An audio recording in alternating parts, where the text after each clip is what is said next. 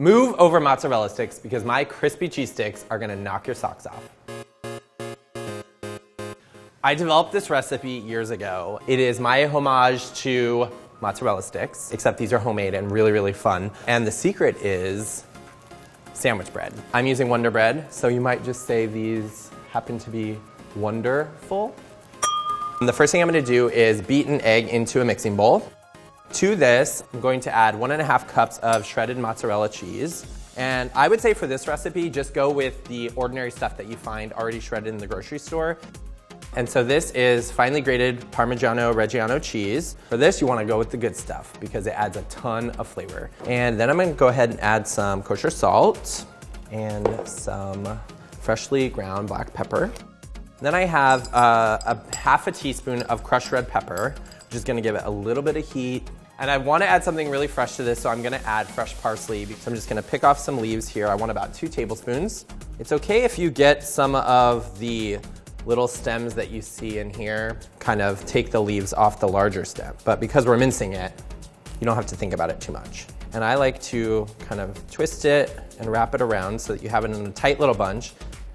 And when you cut things like herbs, you don't wanna chop down too hard like this. You kind of wanna let your knife slide through the herbs, and that prevents you from bruising it too much. So we've got all of our ingredients in here, and I'm just gonna use the fork to kind of mix it up. That cheese is gonna help everything bind itself together. Now here comes the really cool part. This is the mad genius part of the recipe. So I'm gonna stack anywhere from 4 to 5 slices right on my cutting board, and then I'm just gonna cut off the crusts. But don't throw these away because these actually make really good breadcrumbs. So what I do is I collect all these and I run them in a food processor to get them nice and crumbly, and then I freeze them. Now, I'm going to take a rolling pin, which I know everybody has. If you don't have a rolling pin, you can even use an empty wine bottle. That works too. You just want to get it really flat. And I like to start in the center, roll one out, go right back to the center and roll in the opposite direction. And then I flip it and I do the exact same thing.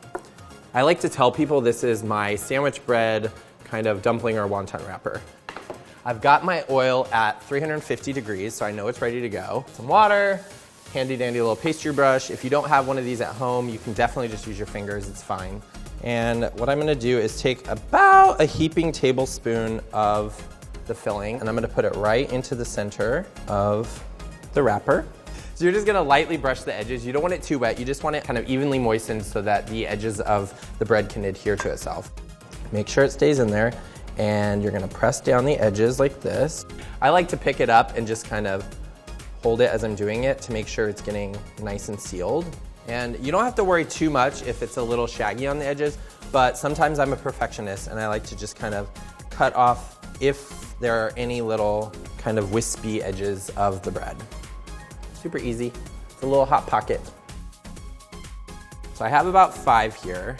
I'm gonna make more because I think I can eat 5 by myself, but I'm gonna get these frying. So let's just test it. There you go, look at that. Just kind of push it in away from you. And these go pretty quickly. They take anywhere from 1.5 to 2 minutes, so you wanna watch them because all you're really doing is getting them really crispy on the outside and gooey melty on the inside. Now let me show you what you're looking for. So I think this is the first one I put in. Look how crispy and golden that's getting on the outside. So I'm gonna go ahead and flip it just like this, put it right back in the oil. Ooh, yum. If you have a stubborn one like this that doesn't wanna stay flipped over, you can just kind of hold it with your tongs. A classic but mad genius tip. So these have been in for about 2 minutes, and I'm gonna go ahead and transfer them to my prepared baking sheet. And I'm gonna go ahead and keep frying the rest of these guys.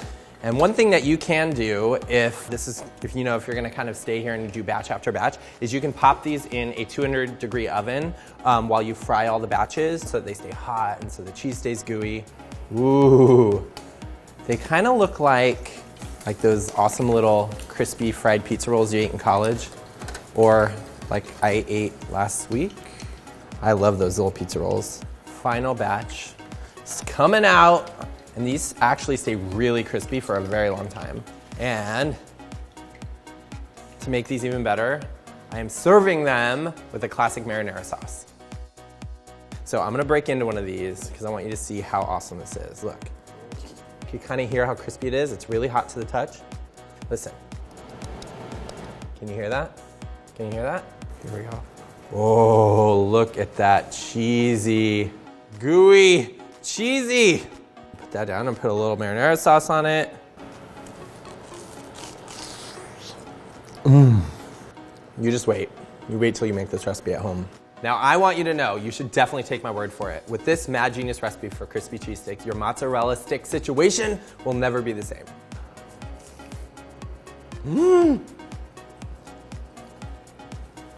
That is crazy good.